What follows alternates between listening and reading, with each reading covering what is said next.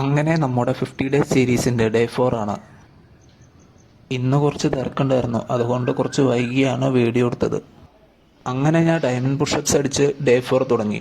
ഈ 50 day സീരീസിൻ്റെ main ഉദ്ദേശം എന്താണെന്ന് വെച്ചാൽ, ഞാൻ 5 വർഷമായി കൺസിസ്റ്റൻ്റായി വർക്കൗട്ട് ചെയ്തിട്ട് അപ്പോൾ എനിക്കങ്ങനെ മസിൽ ലോസ് പോലുള്ള സംഭവങ്ങളുണ്ടായി. അതുപോലെ തന്നെ എനിക്ക് നല്ലൊരു ബോഡി, നല്ലൊരു ഫിസിക്ക് ഉണ്ടായിരുന്നു, അതെല്ലാം നഷ്ടമായി. അപ്പോൾ അതിനെയൊക്കെ വീണ്ടും തിരിച്ചു പിടിക്കാൻ വേണ്ടിയിട്ടാണ്. അതുപോലെ തന്നെ നമ്മുടെ ഒരു 50 ഡേയ്സിൻ്റെ അവസാനം ടാർഗറ്റ് എന്ന് വെച്ചാൽ 250 പുഷപ്സ് ആണ്, 250 പുഷപ്പ്.